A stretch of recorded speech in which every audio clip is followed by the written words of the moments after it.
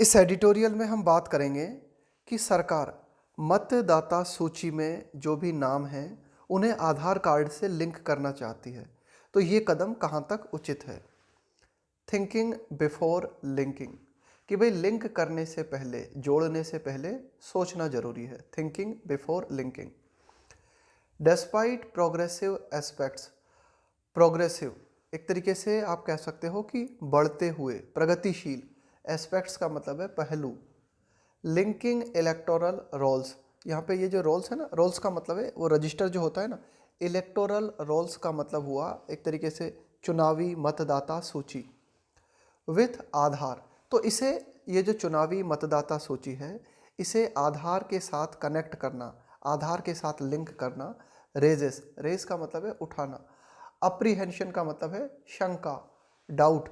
तो एडिटोरियल कहता है कि प्रगतिशील पहलुओं के बावजूद इलेक्टोरल रोल्स जो है उसे आधार के साथ में लिंक करना कई तरह की शंकाएं उठाता है। An unwillingness to allow meaningful debate. Unwillingness का मतलब होता है इच्छुक न होना, राजी न होना। टू अलाउ मीनिंगफुल डिबेट, कि भाई हम क्या देखते हैं, एक अनविलिंगनेस देखते हैं कि सरकार जो है एक सार्थक बहस को नहीं होने देना चाहती। And invite wider consultation, editorial कहता है कि भाई कोई भी कानून जब बनाया जाता है तो उसके ऊपर एक व्यापक कंसल्टेशन होना जरूरी है, व्यापक परामर्श होना जरूरी है। कैन अंडू, अंडू का मतलब है कि कराए को, जो आपने किया है उसे अन किया कर देना, उसको बोलते हैं undo.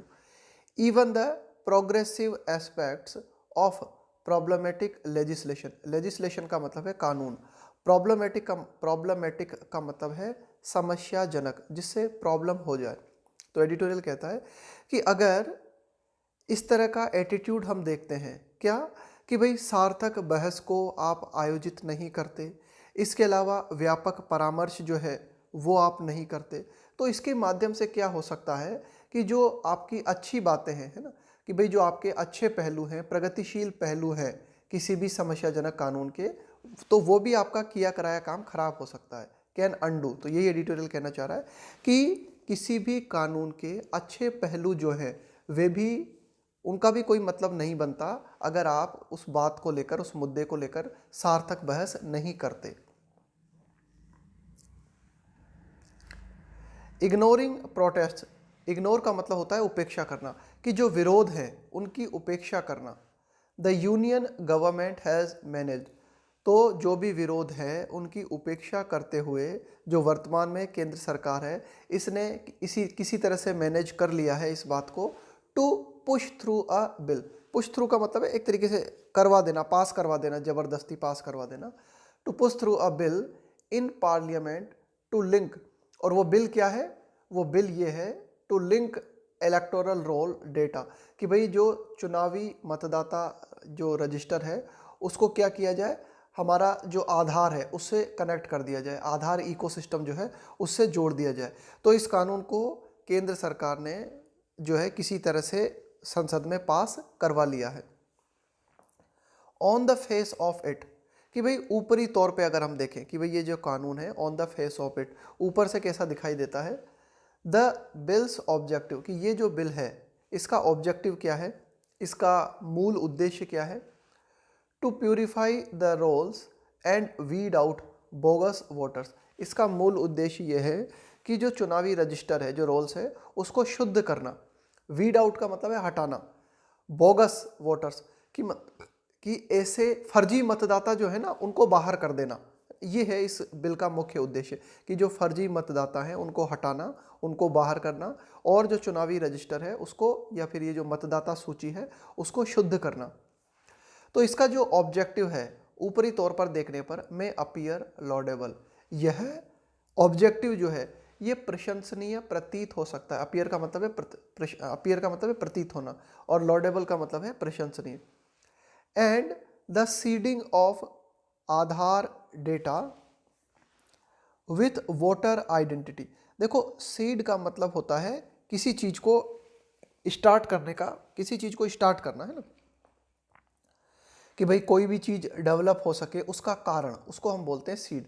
And the seeding of Aadhaar data with voter identity particulars may seem to be a good way of achieving it। Editorial कहता है and seeding of Aadhaar data, कि भाई जो भी आधार से जुड़े हुए आंकड़े हैं उनको आप जो है क्या करते हो, ये जो वोटर आइडेंटिटी पर्टिकुलर्स हैं कि भाई जो चुनावी मतदाता होता है ना, उसका जो भी लेखा जोखा है उससे अगर आप ऐड करते हो तो मे सीम, ये प्रतीत हो सकता है, to be a good way of achieving it, है ना, कि भाई इस उद्देश्य को प्राप्त करने का एक अच्छा तरीका, अ गुड वे ऑफ का मतलब है एक अच्छा तरीका, ऑफ अचीविंग इट, इसको प्राप्त करने का, कि भाई अगर आप यही चीज़ प्राप्त करना चाहते हो कि आप चाहते हो कि जो मतदाता सूची है उसमें से जो बिल्कुल फर्जी नाम है वे बाहर हो जाएं, तो शुरुआत में तो ऐसा लगता है कि हाँ भाई ये बहुत ही अच्छी चीज़ है कि आधार को आप क्या करो, व्यक्ति की वोटर आइडेंटिटी जो है उससे लिंक कर दो।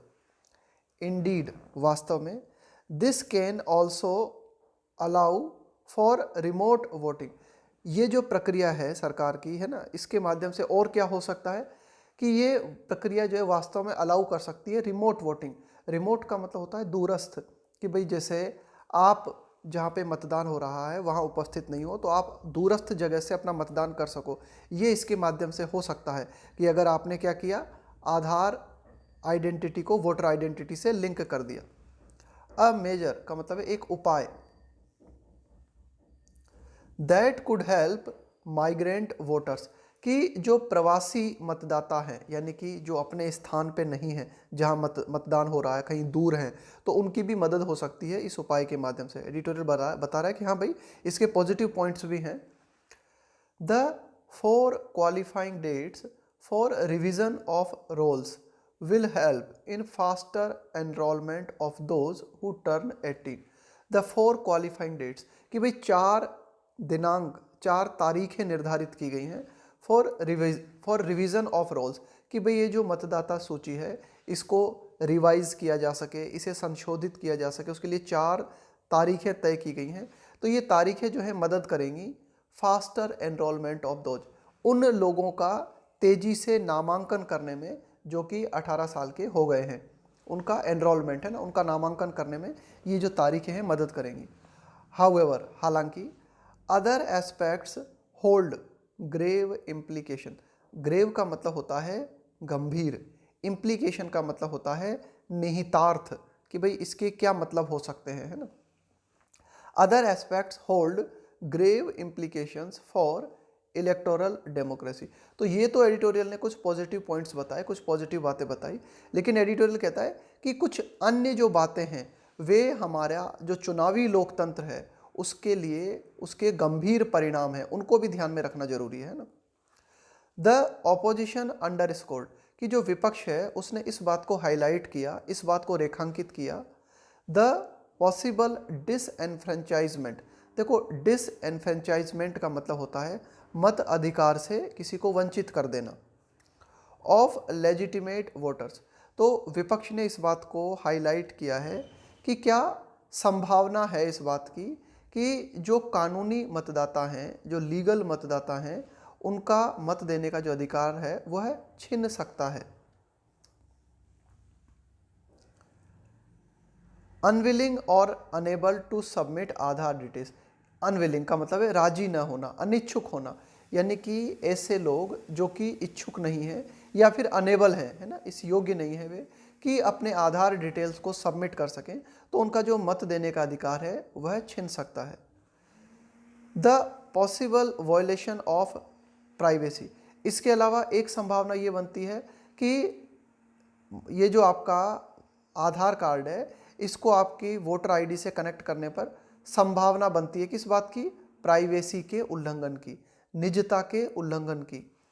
एंड द पॉसिबिलिटी, और इस बात की भी संभावना बनती है दैट डेमोग्राफिक डिटेल्स, की जो जनसांख्यिकीय डिटेल्स हैं, जो जनसांख्यिकीय आंकड़े हैं, मे बी मिसयूज्ड, उनका गलत प्रयोग किया जा सकता है फॉर प्रोफाइलिंग ऑफ वोटर्स। देखो प्रोफाइलिंग करने का मतलब होता है लोगों को कैटेगराइज करना, है ना, लोगों को एक तरीके से कैटेगराइज कर देना, है ना, और फिर लोगों के व्यवहार के बारे में पता लगाना, उनकी उम्र के आधार पर, उनकी एक तरीके से प्रजाति के आधार पर। तो ये सारी बातें जो है हो सकती हैं ना, उनका मिसयूज भी हो सकता है इस तरह से आधार डिटेल का। Each is a valid concern, तो ये जो सारी की सारी बातें हैं ये आप कह सकते हो कि वैध है ना, कंसर्न का मतलब है चिंता, कि ये बिल्कुल एकदम जायज चिंताएं प्रतीत होती हैं। That ought to be considered, देखो ऑट टू या फिर शुड है ना, इनका मतलब एक ही होता है, लेकिन शुड की जगह हम ऑट टू का प्रयोग करते हैं जब बात मॉरल स्टैंडर्ड से जुड़ी हुई हो, है ना, जब बात नैतिक पहलुओं से जुड़ी हुई हो तो शुड की जगह हम ऑट टू का प्रयोग करते हैं। तो ये सारे की सारे जो चिंताएं हैं ये बिल्कुल आप कह सकते हो वाजिब चिंताएं हैं। That ought to be considered, जिनको ख्याल में लिया जाना जरूरी है, जिनको ख्याल में लिया जाना चाहिए, है ना। कंसिडर्ड का मतलब है ख्याल में लेना, विचार करना। बाय अ पार्लियामेंट्री कमेटी, की एक संसदीय कमेटी के द्वारा इन सारी ये जो बातें हैं, ये जो डाउट्स हैं, इन पर विचार किया जाना जरूरी है। यूनियन लॉ मिनिस्टर, केंद्रीय कानून मंत्री किरेन रिजिजू हैज सेड, तो ये जो हमारे केंद्रीय कानून मंत्री हैं किरेन रिजिजू, इन्होंने कहा है the proposal has been unanimously approved. Unanimously का मतलब होता है एक मत रूप से, बिना किसी विरोध के, है ना, जब सभी एक किसी बात के लिए राजी होते हैं तो उस डिसीजन को हम बोलते हैं unanimous decision. Unanimously approved by the parliamentary committee on law and justice, कि लॉ एंड जस्टिस से संबंधित जो संसदीय कमेटी है उसने इस प्रस्ताव को एक मत रूप से अपना अप्रूवल दिया है। अप्रूव करना का मतलब होता है मंजूरी देना। But it is not clear, लेकिन यह बात स्पष्ट नहीं है, इफ द स्पेसिफिक्स, स्पेसिफिक्स का मतलब होता है कुछ विशिष्ट बातें, of the bill had been discussed widely and public opinion sought, लेकिन एडिटोरियल कहता है कि यह बात क्लियर नहीं है कि बिल की जो कुछ विशिष्ट बातें हैं कि क्या उनको बहुत ही व्यापक तरीके से डिस्कस किया गया था, उनके ऊपर विचार किया गया था और पब्लिक का जो विचार है उसको मांगा गया था। सीक की सेकंड फॉर्म और थर्ड फॉर्म होती है सॉट, इसका मतलब होता है चाहना। देयर आर इंडीड कंप्लेंट्स, वास्तव में इस बात की शिकायतें हैं, इस बात की शिकायतें आई हैं that some electors may be registered in more than one constituency and that non-citizens have been enrolled। भाई इस तरह की शिकायत आई है कि कुछ जो मतदाता हैं उनको एक से ज़्यादा जगह पर जो है ना, एक से ज़्यादा जो उनका चुनावी क्षेत्र है वहाँ पर उनको रजिस्टर किया गया है। एंड दैट नॉन सिटीजन्स, इसके अलावा जो नॉन सिटीजन्स हैं यानी कि जो भारत के नागरिक नहीं हैं, हैव बीन इनरोल्ड, उनका भी इनरोलमेंट देखने को मिला है चुनावी रजिस्टर में, मतदाता सूची में। लेकिन इस तरह की जो समस्याएं, बट दीज यानी कि ये जो इस तरह की समस्याएं हैं, यानी कि जो नॉन सिटीजन्स हैं उनका चुनावी लिस्ट में नामांकन, इसके अलावा एक व्यक्ति का एक से ज़्यादा जो आप कह सकते हो कि चुनावी क्षेत्र है वहाँ पर उसका नामांकन होना, तो ये जो समस्याएं हैं कैन बी एड्रेस्ड, इस तरह की समस्याओं का समाधान किया जा सकता है बाय अदर आइडेंटिफिकेशन प्रोसेसेस, अन्य जो पहचान से जुड़ी हुई अन्य आइडेंटिफिकेशन प्रोसेस, कि भाई अन्य प्रक्रियाएं हैं, उन प्रक्रियाओं के माध्यम से आप इन समस्याओं का समाधान कर सकते हो।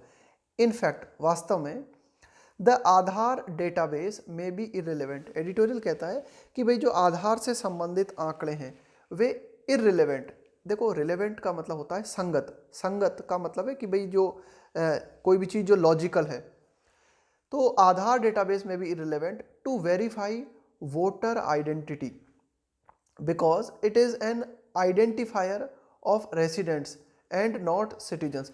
एडिटोरियल कहता है कि वास्तव में आधार से जुड़े हुए जो आंकड़े हैं वे एक तरीके से असंगत हैं, इररिलेवेंट है टू वेरीफाई वोटर आइडेंटिटी, कि आधार डेटाबेस के आधार के आधार पे आप जो है वोटर आइडेंटिटी है ना, मतदाता की पहचान करो, तो ये इररिलेवेंट है। वो इसलिए क्योंकि आधार जो है because it is an identifier of residents and not citizens, है ना, कि भाई ये आपका कह सकते हो आप कि आधार डेटाबेस में भी irrelevant to verify voter identity because ये जो हमारा आधार है ये क्या है, यह निवासी की पहचान है। Identifier of residents and not citizen. यह आधार जो है नागरिक की पहचान नहीं है कि कौन भारत का नागरिक है और कौन भारत का नागरिक नहीं है। इससे बस ये पता चलता है कि ये निवासी के बारे में पता चलता है, इससे रेसिडेंट का, है ना, कि व्यक्ति कहाँ रहता है। And the complaints of wrongful enrolment, और इस तरह की जो शिकायतें हैं कि गलत तरीके से नामांकन व्यक्तियों का हुआ है, and the complaints of wrongful enrolment have come up even against the unique identity number allotted to more than 90% of the people, कि भाई 90% से भी ज़्यादा जो जनसंख्या है उसे UID, है ना, यूनिक आइडेंटिफिकेशन नंबर दिए जाने के बावजूद भी कई तरह के हमारे पास शिकायतें आई हैं। कौन सी? कि ये जो गलत तरीके से जो है इनरोलमेंट हुआ है, कई ऐसी शिकायतें हमारे पास आई हैं। Mr. Rijiju is confident that the election laws amendment का मतलब होता है संशोधन, bill satisfy the tests laid down। देखो, lay down का मतलब होता है रखना किसी चीज को, है ना, कोई चीज आप निर्धारित करने के लिए कहते हो उसको बोलते हैं laid down by the supreme court. तो सुप्रीम कोर्ट ने जिन बातों को रखा है उन बातों को फॉलो करते हुए नया इलेक्शन लॉज बिल बनाया गया है। इस बात के प्रति मिस्टर रिजिजू जो हैं वे पूरी तरीके से कॉन्फिडेंट हैं, आश्वस्त हैं। A permissible law, a legitimate state interest and proportionality. भाई देखो, सुप्रीम कोर्ट ने ये बातें कही हैं कि जब आप कोई भी कानून बनाते हो तो वो तो एक क्या होना चाहिए, एक परमिसिबल लॉ, कानून ऐसा होना चाहिए जो कि एक तरीके से जिसको परमिशन दी जा सके, यानी कि जो संविधान की सीमाओं के दायरे में हो, है ना। अ लेजिटिमेट स्टेट इंटरेस्ट, इसके अलावा आप जो कानून बनाते हो उस कानून में क्या होना चाहिए, एक तरीके से लेजिटिमेट स्टेट इंटरेस्ट, राज्य का हित होना चाहिए, है ना, राज्य का कानूनी हित होना चाहिए। एंड प्रोपोर्शनलिटी, देखो प्रोपोर्शनलिटी के सिद्धांत की अगर हम बात करें तो क्या होता है प्रोपोर्शनलिटी। देखो, प्रोपोर्शनलिटी का मतलब होता है एक तरीके से कोई भी चीज़ अनुपात में होना, यानी कि जैसे आपने कोई क्राइम किया है, अब उस क्राइम का आपको जो दंड दिया जाएगा वो उसी अनुपात में दिया जाएगा जिस गंभीरता में आपने क्राइम किया है। यानी कि आपका क्राइम छोटा है तो दंड छोटा, क्राइम बड़ा है तो दंड बड़ा, है ना। तो इसको बोलते हैं प्रोपोर्शनलिटी, है ना, अनुपात में कोई भी चीज़ की जानी चाहिए। तो proportionality, legitimate state interest, permissible law, ये कुछ बातें हैं जो सुप्रीम कोर्ट ने कही हैं किसी भी कानून को निर्मित करते वक्त। इन बातों का ध्यान इलेक्शन लॉस बिल को बनाते वक्त रखा गया है, ऐसा मिस्टर रिजिजू ने कहा है, या फिर वे आश्वस्त हैं, कॉन्फिडेंट हैं। हाउएवर, हालांकि this has to be rigorously examined. देखो, हैज़ टू का हम प्रयोग करते हैं किसी भी चीज़ की अनिवार्यता को दिखाने के लिए कि भाई ये कंपलसरी है ना, कि ऐसा आपको करना ही पड़ेगा। This has to be rigorously, rigorously का मतलब होता है बहुत ही जोरदार तरीके से, है ना, एग्जामिन्ड, कि भाई ये जो कानून है इसका परीक्षण करना जरूरी है, बहुत ही जोरदार तरीके से इसका परीक्षण करना पड़ेगा ही पड़ेगा, बहुत ही जरूरी है। इवन दो, यद्यपि, हालांकि, the Aadhaar requirement is said to be voluntary. Editorial कहता है कि भाई ये जो आधार डेटा सबमिट करने की बात है यह वॉलंटरी है। वॉलंटरी का मतलब है ऐच्छिक, जो आपकी इच्छा पर निर्भर है, भाई कंपलसरी नहीं है, ऐसा कहा गया है। इन प्रैक्टिस, लेकिन वास्तव में, रियलिटी में, it can be made mandatory. Mandatory का मतलब होता है अनिवार्य कर देना किसी चीज़ को।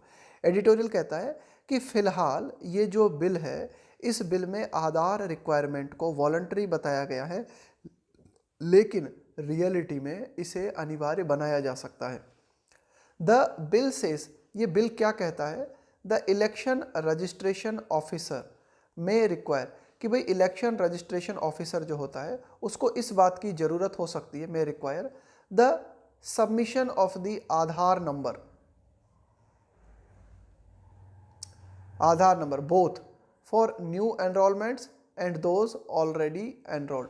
कि भाई ये जो इलेक्शन रजिस्ट्रेशन ऑफिसर है वह, उसको इस बात की ज़रूरत हो सकती है क्या, कि भाई वो कहे लोगों से आधार डेटा सबमिट करने को, है ना, दोनों के लिए, बोथ फॉर न्यू एनरोलमेंट्स, कि भाई जो नए नामांकन हैं उनके लिए भी, और जो पहले से ही एनरोल्ड हैं, जो पहले से ही नामांकित हैं, उन दोनों व्यक्तियों को जो है आधार सबमिट करने के लिए कह सकता है ये जो इलेक्शन रजिस्ट्रेशन ऑफिसर है वह।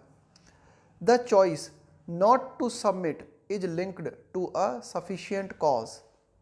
विच will be separately prescribed the choice. और अगर आप इस बात का चुनाव करते हो कि आप अपना आधार सबमिट नहीं करते हो, तो इस चॉइस को लिंक कर दिया गया है किस बात से? Sufficient cause. सफिशिएंट कॉज का मतलब है पर्याप्त आधार। Which will be separately prescribed, है ना, which will be separately prescribed कि मतलब इस चीज को अलग से देखा जाएगा, है ना, कि भाई प्रेस्क्राइब का मतलब होता है कि भाई किसी को बता देना कि भाई इस चीज़ के लिए अलग रूल लागू होगा। जैसे आपसे आधार मांगा गया और आपने आधार सबमिट नहीं किया, तो यह एक पर्याप्त कारण है इलेक्शन रजिस्ट्रेशन ऑफिसर के पास कि भाई वह इस आधार पे जो है आपको अलग कर देगा। और फिर अब आपके साथ क्या किया जाना है, इस बात को अलग से निर्धारित किया जाएगा। Whether the few permissible reasons not to intimate, intimate का मतलब होता है सूचना देना। Whether the few permissible reason, भाई कुछ ऐसे कारण हैं, उन कारण को जो है परमिशन दी गई है और उनके आधार पे आप अपना आधार सबमिट नहीं कर सकते हो। Not to intimate once Aadhaar number, कि भाई कुछ कारण बताए गए हैं, उन कारणों के आधार पे आप अपने आधार नंबर को सबमिट नहीं कर सकते हो। तो उन कारणों में क्या इस कारण को इंक्लूड किया गया है? Include an objection on principle, कि भाई किसी व्यक्ति को अपने निजी सिद्धांत के आधार पर लगता है कि भाई मैं आधार सबमिट नहीं करना चाहता, तो क्या ये कारण लागू होगा? इज अननोन, इस बात का अभी हमें पता नहीं है, इस बात की जानकारी नहीं है।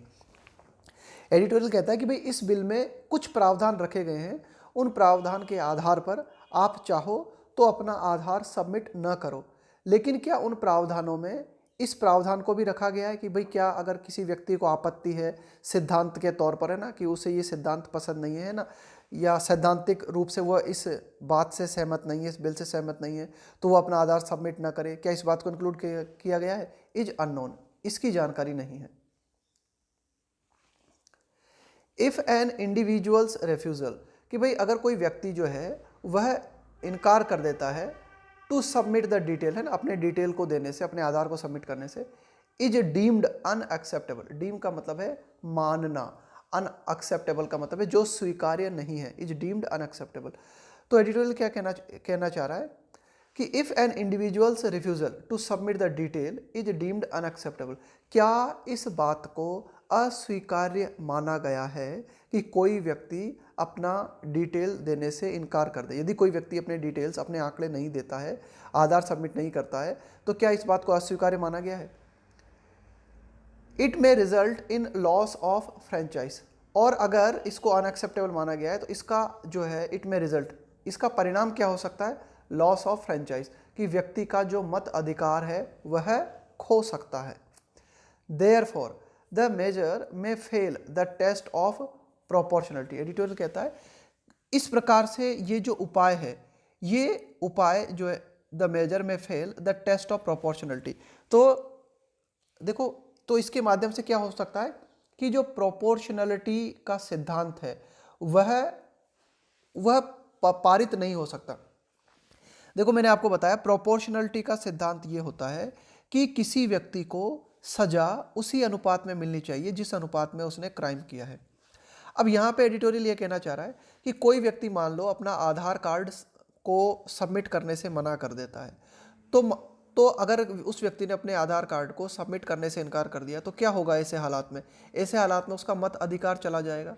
तो एडिटोरियल ये बोलता है क्या उस व्यक्ति को इतनी बड़ी सजा मिलनी चाहिए अपने आधार कार्ड को सबमिट न करने की या न कर पाने की कि उसका मत अधिकार चला जाए, उसका मत अधिकार छिन जाए? क्या ये बिल्कुल सजा जो है प्रोपोर्शन में है, अनुपात में? ये एडिटोरियल कह रहा है कि ये जो टेस्ट ऑफ प्रोपोर्शनलिटी है इसको पार कर पाने में ये कानून शायद विफल हो सकता है। If the government really has no ulterior motive, ulterior motive का मतलब होता है हिडन मोटिव, छिपा हुआ आपका गोल, छिपा हुआ उद्देश्य, कि अगर सरकार का वास्तव में भी कोई हिडन मोटिव नहीं है in the form of triggering, triggering का मतलब है शुरुआत करना, स्टार्ट करना, मास डिलीशन, मास डिलीशन का मतलब है एक बहुत ही बड़े स्तर पर डिलीट करना, हटाना, फ्रॉम द इलेक्टोरल रोल्स, कि भाई ठीक है ये जो चुनावी रजिस्टर है इसमें से, है ना, चुनावी रजिस्टर में से सरकार क्या करना चाहती है, कई जो आप कह सकते हो कि फर्जी जो नाम है उनको हटाना चाहती है। तो इस प्रक्रिया को सरकार शुरुआत करना चाहती है और इस प्रक्रिया के पीछे अगर सरकार की मंशा बिल्कुल साफ है तो it must invite public opinion, तो सरकार को जरूर क्या करना चाहिए, पब्लिक ओपिनियन बुलाना चाहिए ना, लोगों का ओपिनियन लेना चाहिए। And allow deeper parliamentary scrutiny, और इस बिल के ऊपर और ज़्यादा गहरी संसदीय जांच को आयोजित करना चाहिए। स्क्रूटनी का मतलब है बारीकी से परीक्षण करना। बिफोर इम्प्लीमेंटिंग, इस कानून को लागू करने से पहले इसका बहुत ही बारीकी से निरीक्षण करना जरूरी है। Before implementing the new provisions, कि भाई ये जो नए प्रावधान हैं इनको लागू करने से पहले इनका बारीकी से निरीक्षण करना जरूरी है।